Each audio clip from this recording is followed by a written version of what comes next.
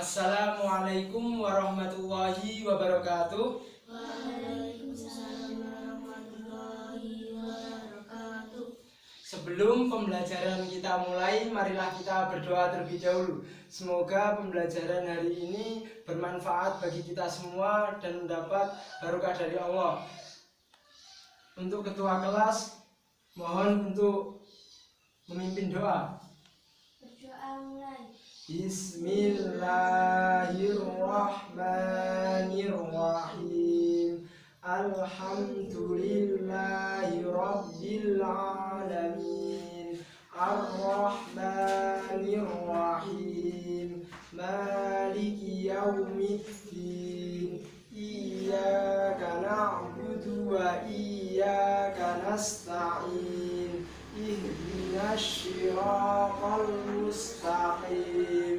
Siratal ladzina an'amta 'alaihim ghairil maghdubi 'alaihim waladdallin. Bismillahirrahmanirrahim. Wal asri innal insana lafi khusrin illal ladzina amanu wa 'amilus solihati wa tawasaw bil haqqi wa tawasaw bis sabr. Rabbana atina fid dunya hasanah wa fil akhirati hasanah wa qina adzabannar. Berdoa selesai. Nah, sebelum pembelajaran kita lanjut, kita mengulas pembelajaran yang kemarin, yaitu tentang peristiwa Isra Mi'raj. Ada yang tahu salah satu yang bisa menjelaskan tentang apa itu Isra Mi'raj yang telah dipelajari kemarin? Perjalanan Nabi Muhammad dari Masjidil Haram ke Masjidil Aqsa, naik ke langit Sabtu 7 untuk meminta meringankan sholat 5 waktu. Ya, betul sekali. Jadi yang dijelaskan teman kalian adalah benar. Jadi perjalanan Nabi Muhammad dari Masjidil Haram ke Masjidil Aqsa, terus naik ke langit Sabtu 7 untuk meringankan sholat menjadi 5 waktu. Terus di sini Bapak akan melanjutkan selanjutnya pelajaran tentang peristiwa wafatnya Nabi Muhammad. Jadi peristiwa wafatnya Nabi Muhammad adalah yang kita pelajari pertemuan kali ini. Jadi pertemuan kali ini kita akan membahas tentang wafatnya Nabi Muhammad. Jadi mengapa kita harus belajar tentang peristiwa wafatnya Nabi Muhammad? Agar kita bisa mempelajari. Jadi apa hikmah yang dapat kita dapatkan? Jadi hikmah yang kita dapatkan adalah salah satunya jika kita mengerti peristiwa wafatnya Nabi Muhammad, tentu kita akan mendapat hikmah bahwa seseorang itu akan meninggal. Jadi bukan pandang orang itu tua, muda, ataupun tua. Kalau dia sudah ajalnya menjemputnya, otomatis tidak akan bisa mengelaknya. Jadi kalau kita menyadari bahwa kita akan wafat, tentunya dari kita akan belajar bekal untuk meraih apa yang kita bawa di akhirat. Jadi kalau kita tidak mempersiapkan, tentunya kita akan rugi nanti. Jadi kalau semisal adik-adik seperti ini sedang belajar, sedang membantu orang tua, itu adalah salah satu bekal untuk kita di akhirat. Jadi yang dipersiapkan adalah amal baik dari kita, bukan harta dari adik-adik. Jadi semisal adik-adik punya rumah yang besar, punya mobil, itu tidak dibawa. Jadi yang dibawa adalah amal baik dan buruk dari kita. Jadi kalau kita pandai beramal soleh, terus pandai melakukan berbuat baik, otomatis kita akan insya Allah bisa masuk surga. Jadi kalau kita sukanya mencuri barang teman, suka ngambil pulpoin teman, itu adalah perbuatan yang tercela. Jadi kalau perbuatan yang tercela, otomatis kita tempatnya adalah di neraka. Jadi seperti itu. Jadi kita harus berbuat baik untuk mempersiapkan bekal kita di akhirat. Terus itu adalah salah satu hikmah yang dapat kita dapatkan dari mempelajari peristiwa wafatnya Nabi Muhammad. Terus yang kedua adalah tentang wasiat. Jadi Nabi Muhammad itu mempunyai 5 wasiat yang diamanatkan kepada sahabat Nabi. Yang pertama adalah memerintah kaum musyrikin untuk pergi dari Jazirah Arab. Jadi orang musyrik maksudnya untuk dikeluarkan dari Jazirah Arab. Itu adalah wasiat dari Nabi. Dan yang kedua adalah tentang berpegang teguh pada Al-Quran. Jadi Al-Quran harus kita pegang dan kita amalkan dalam kehidupan sehari-hari. Contohnya semisal Allah memerintahkan tentang kita harus berbuat baik. Jadi kita harus tidak melakukan perbuatan yang jelek, seperti misalkan yang jelek mencuri atau apa, harus kita jauhi, karena adalah itu melanggar syariat Islam atau melanggar dari pedoman umat Islam, yaitu Al-Quran. Jadi semua yang ada kita lakukan atau apa itu sudah diatur dalam Al-Quran. Jadi kalau kita berpegang teguh dalam Al-Quran, otomatis kita akan menjadi orang yang baik. Dan insya Allah kalau orang yang berpegang teguh pada Al-Quran akan selamat dunia dan akhirat. Jadi yang sekarang mungkin sedang hafalkan Al-Quran atau apa, kita harus serius untuk mengamalkannya. Jadi bisa menghafal dan bisa menjalankan di kehidupan sehari-hari, itu yang paling bagus. Jadi tapi itu semua butuh tahap per tahap. Jadi pertama kita menghafalkan. Kalau sudah hafal misalkan berapa juz, kita harus bisa menggali apa yang ada dalam isi tersebut. Jadi itu. Terus keutamaan orang yang hafal Al-Quran itu akan, yang bisa mengamalkan Al-Quran itu akan orang tuanya nanti di surga akan dipakaikan mahkota yang bersinar. Jadi salah satunya keistimewaan jika orang itu berpegang teguh dalam Al-Quran, mau menghafal, mau mengamalkan, otomatis dia akan selamat dunia akhirat. Dan orang tuanya pun insya Allah akan ikut. Terus yang ketiga adalah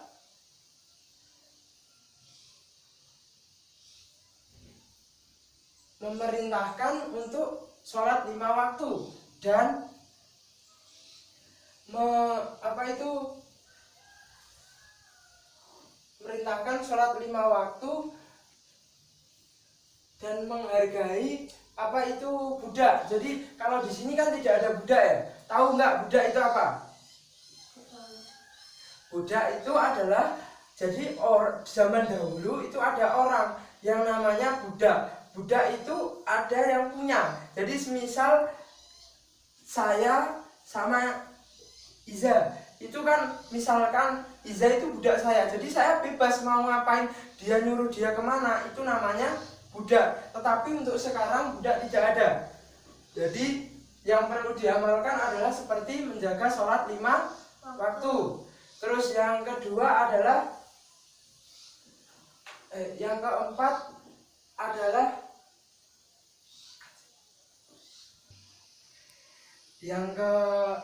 adalah tidak memerangi kaum Ansor. Terus yang kelima adalah Usama bin Zaid memerintahkan untuk memerangi bangsa Romawi. Jadi Usama bin Zaid disuruh memerangi bangsa Romawi. Tujuannya adalah untuk tujuannya adalah untuk mengambil alih. Jadi kalau dulu itu misalkan mau merebut kekuasaan atau mau menundukkan dari masyarakat itu lewat peperangan. Kalau sekarang tidak. Jadi dulu kalau semisal mau menyebarkan agama Islam itu lewat perang.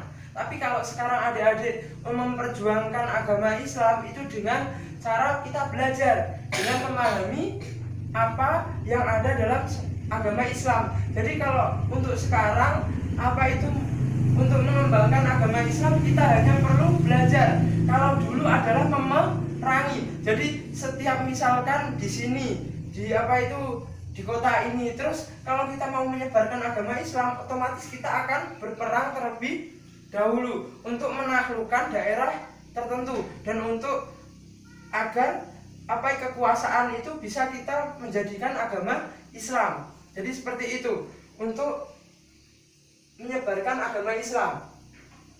Terus ada yang tahu usia wafatnya Nabi Muhammad? Usia Nabi Muhammad adalah 63 tahun. Jadi Nabi Muhammad itu 63 tahun sudah meninggal. Pada waktu itu sebelumnya Nabi Muhammad itu melakukan haji. Jadi sebelum wafatnya Nabi Muhammad itu melakukan haji. Jadi hajinya itu disebut haji wada. Ada yang tahu haji wada itu apa? Tidak tahu, Pak. Haji wada adalah haji perpisahan dari Nabi Muhammad. Jadi terakhir kali Nabi Muhammad melakukan ibadah haji. Jadi namanya haji wada. Jadi itu Nabi terakhir kali melakukan ibadah haji. Terus wafatnya Nabi Muhammad adalah 10 Hijriah. Jadi pada tahun 10 Hijriah Nabi Muhammad wafat pada genap usianya 63 tahun. Terus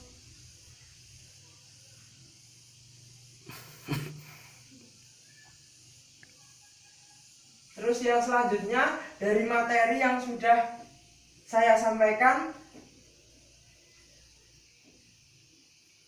adik-adik diminta untuk mengisi maju ke depan untuk menjawab pertanyaan yang sudah saya terangkan tadi. Jadi salah satu siswa ke depan untuk menjawab pertanyaan yang sudah saya sampaikan tadi. Paham?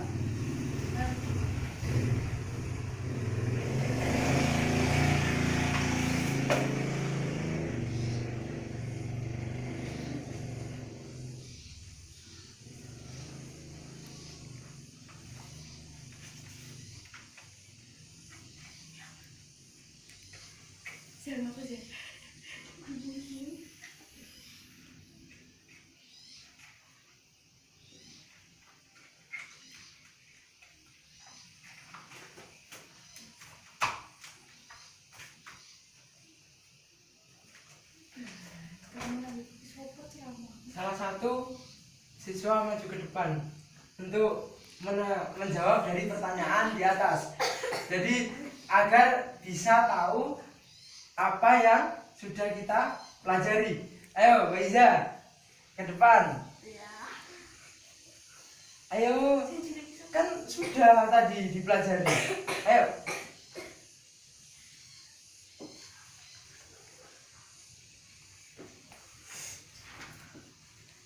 Nah, dan dibaca terus dijawab. Jadi semua pertanyaan yang ada di sini sudah kita terangkan tadi. Ini dijawab. Jadi nanti dapat poin plus yang mau maju.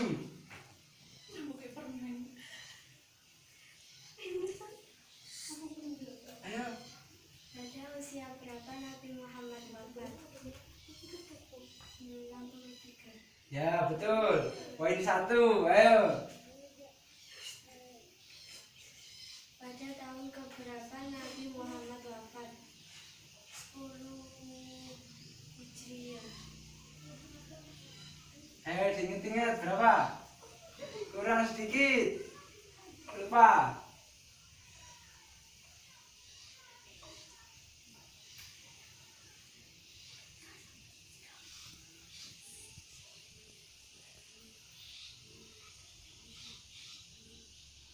Ya, selanjutnya nomor 3.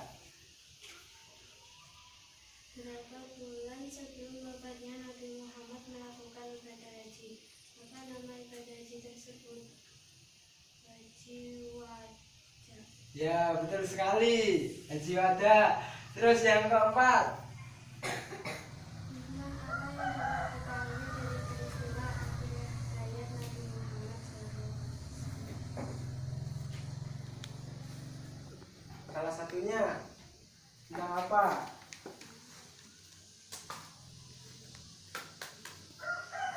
Apa? Tadi sudah dijelaskan.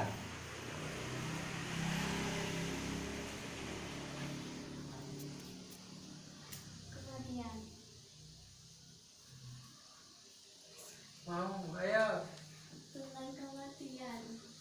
Ya, betul, tapi jawabannya kurang lengkap. Jadi, apa itu mengingatkan kita tentang apa itu bahwasannya manusia akan mengalami kematian. Jadi hikmah salah satu adalah itu. Dan untuk kalau kita sadar tentang diri kita akan meninggal dunia, otomatis kita akan mempersiapkan terlebih dahulu untuk menuju akhirat, yaitu amal baik.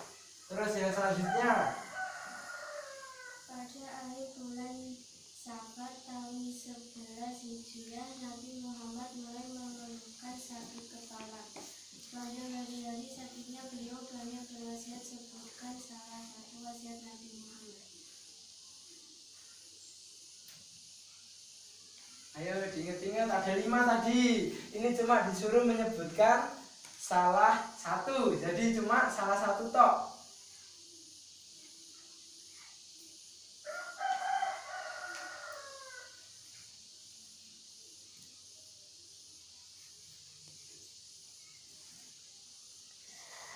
Ayo diingat-ingat.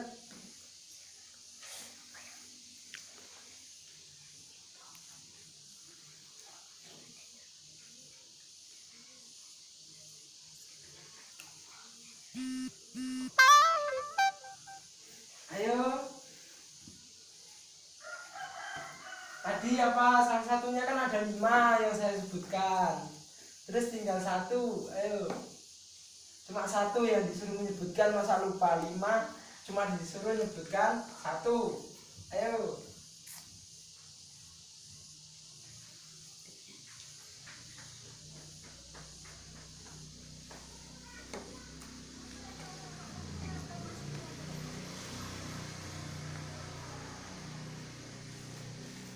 Enggak. Ayo. Masa lupa? Ada 5 kok.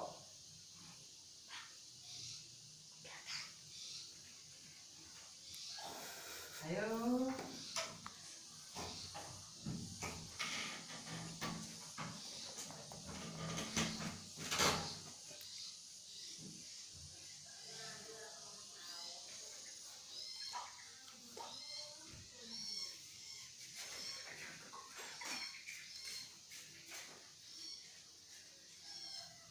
Berpegang teguh pada Al-Quran. Ya, betul. Salah satunya adalah berpegang teguh pada Al-Quran. Jadi, kalau kita berpegang teguh pada Al-Quran, otomatis kita akan menjadi sesosok orang yang baik. Jadi, kalau kita berpegang teguh pada Al-Quran, tentu kita tidak akan mencuri, tidak akan meminum minuman keras, tidak akan meninggalkan sholat, karena itu adalah perintah Allah dalam Al-Quran. Jadi kalau kita berpegang teguh dalam Al-Quran, otomatis diri kita akan menjadi pribadi yang baik dan bertakwa kepada Allah. Itu.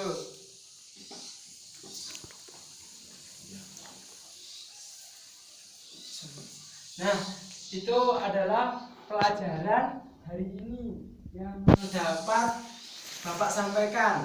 Ada yang ditanyakan? Ada. Terus kalau semisal nggak ada ditanyakan, kurang lebihnya Bapak minta maaf. Kalau ada perkataan Bapak yang keliru, saya minta maaf. Assalamualaikum. Waalaikumsalam. Nah, masuk.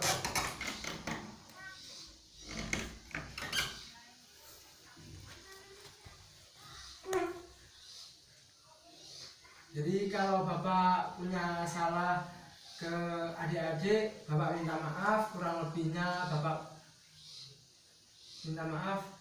Wabila taufik walidayah warido walinayah. Wassalamualaikum warahmatullahi wabarakatuh. Waalaikumsalam warahmatullahi wabarakatuh.